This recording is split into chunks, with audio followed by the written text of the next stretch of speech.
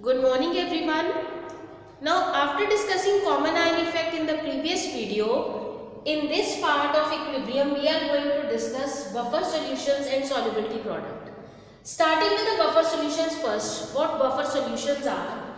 These are the solutions which resist changes in hydrogen ion concentration on addition of small amount of acid or base. अगर हम किसी solution में acid या base add कर दें तो it will affect the hydronium ion concentration of that solution.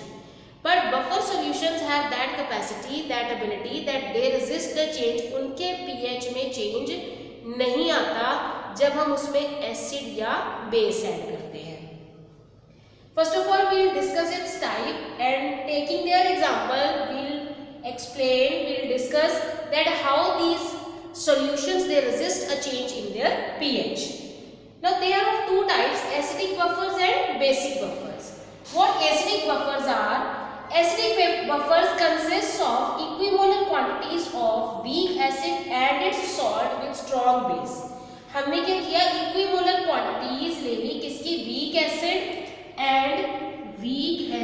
and its salt with strong base.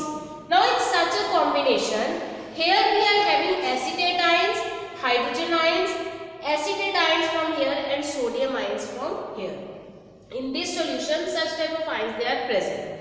Now suppose if we add hydrogen ions in it from any external source, हमने H positive ions acid add किया और H positive इसमें add हो गए. Those H positive they will combine with acetate ions जिसका source ये भी है और ये भी है. So acetate ion के साथ combine करके they will give back the acidic acid. और जो हमने H positive add किया था क्योंकि वो acetate ion के साथ combine होकर acidic acid बन गया वापस से, इसलिए added H positive ने pH की वैल्यू को change नहीं होने दिया. In the same way, if from any external source a base is added, what a base is which liberate OH negative ions. अब अगर OH negative ions liberate होंगे, then again it will affect the pH of the solution. But those liberated OH negative ions they will combine with the H positive which is already present in the buffer solution. Hence it again get neutralized. तो added OH negative भी उस पर कोई effect नहीं डालेगा. This is the function of buffer solution कि अगर उसमें हम एसिड डाल दें या हम बेस डाल दें तो उससे H positive ion की concentration पे फर्क नहीं पड़ेगा. The same is the case with the basic buffers. इसमें क्या है, equimolar quantities of weak base, acid की जगह क्या आ जाएगा, weak base and its salt with strong acid. Weak base and its salt with strong acid. The same is the condition here also. अगर acid add करेंगे तो वो इसमें present ions के साथ न्यूट्रलाइज हो जाएगा, अगर बेस ऐड करेंगे तो वो भी ऑलरेडी प्रेजेंट आयंस के साथ न्यूट्रलाइज हो जाएगा और पीएच इसके पीएच पे कोई इफेक्ट नहीं पड़ेगा. So this is the speciality of buffer solutions that they resist a change in the pH of the solution.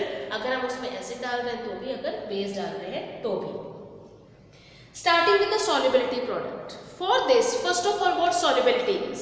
Solubility को हम simple words में कह सकते हैं कि कोई चीज़ कितना घुल सकती है.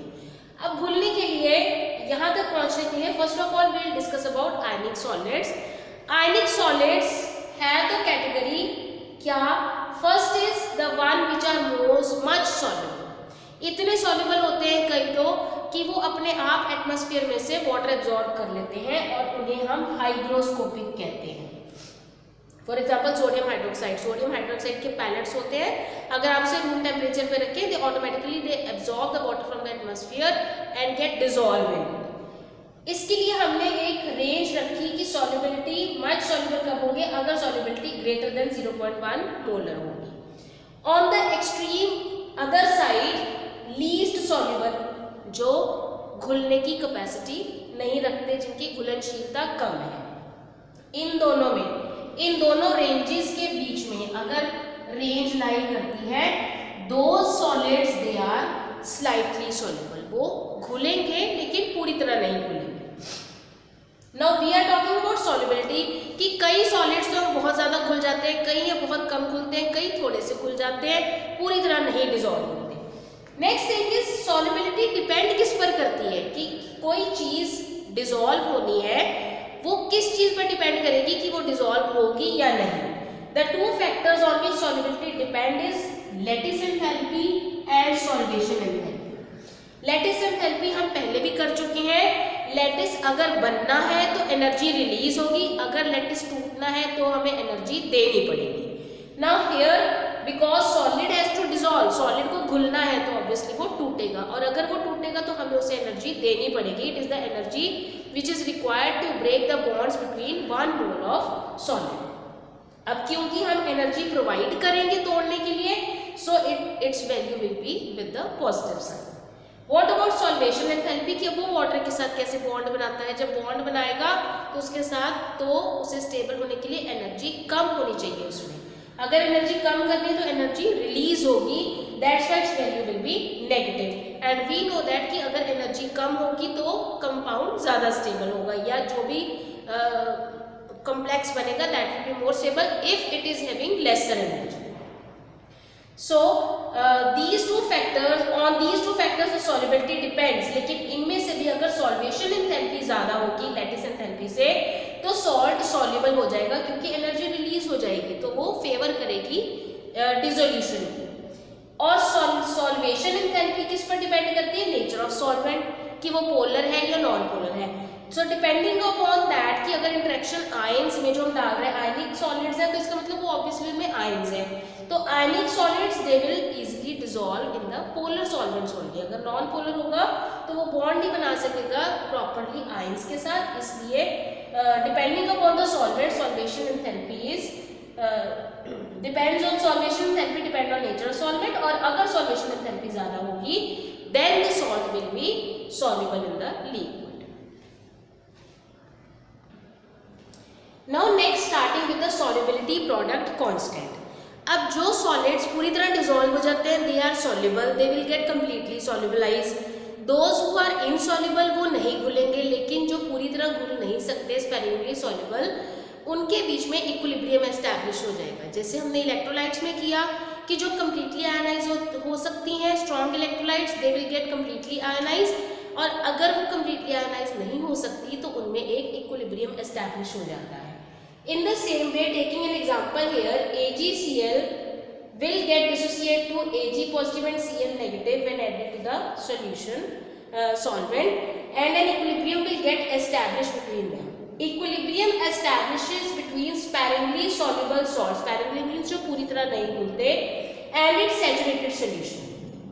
Now for such type of reaction, if we have to write the expression for equilibrium constant, then it is equal to concentration of Ag positive into concentration of Cl negative upon concentration of AgCl in its solid state. Now in the solid state we know that the concentration remains almost constant, and by convention we take it as unity. So its concentration will remain constant. So by multiplying this constant term here with this constant, it will give rise to a new constant that is Ksp. अगर हम K के साथ concentration of AgCl को multiply कर दें then this will give rise to a new constant that is Ksp which is equal to concentration of Ag positive into Cl negative. अब क्योंकि इस इक्वेशन में जो आयंस बने उनके कोफिशिएंट्स 1 1 थे तो इनकी कंसंट्रेशन टर्म्स की पावर 1 है, इसलिए हम 1 ना भी लिखे तो it's obvious that the powers they are 1 है। Accordingly, solubility product, it is termed as solubility product of a salt at a given temperature is equal to the product of the concentration of its ions in the saturated solution with each concentration term raised to power equal to the number of ions produced. कितने ions बने हैं वो इसकी power बन जाएगी ions produced on dissociation of one mole of a substance. अब जैसे हमने भी किया कि इसमें तो आयंस के जो कोफिशिएंट्स है वो 1 1 है स्टोइकियोमेट्रिक कोफिशिएंट, इसलिए यहाँ वैल्यू क्या है 1। Now based on it we'll discuss the question. The solubility of AgCl in water is at 25 degrees Celsius is 1.06 into 10 to the power minus 5 molar. Calculate the solubility product of AgCl at this temperature. Now the reaction is again AgCl, इसको इसको हमने water में dissolve किया तो ये क्या बना लेगा, Ag positive plus Cl negative. हमने कहा कि सॉल्युबिलिटी AgCl की 25 डिग्री पर कितनी है, इतनी। इसका मतलब इतना कंसंट्रेशन आयंस का बन जाएगा जब हम इसे वाटर में डिसॉल्व करेंगे। तो इसका मतलब हमारे पास अब एक्सप्रेशन क्या है, KSP is equal to concentration of Ag positive into concentration of Cl negative upon concentration of AgCl। AgCl की कंसंट्रेशन तो ऑलमोस्ट कांस्टेंट रहेगी, वो इसी के साथ मल्टीप्लाइड आ गई यहाँ से, what we have done. So KSP is equal to concentration of Ag positive to concentration of Cl negative. Now this is given to us कि कितने टेम्परेचर पर AgCl कितना घुलता है, उसकी कंसंट्रेशन हमें दी हुई है कि जब ये घुल जाएगा तो उसकी कंसंट्रेशन क्या होगी, दैट इज 1.06 into 10⁻⁵। जितने ये आयंस बनेंगे, जितनी कंसंट्रेशन इनकी होगी उतनी ही कंसंट्रेशन इसकी भी होगी, क्योंकि बैलेंस्ड केमिकल इक्वेशन में स्टोइकियोमेट्रिक कोएफिशिएंट्स भी सेम है। So concentrations will be the same. If concentrations are same then concentration of Cl negative is again 1.06 into 10⁻⁵।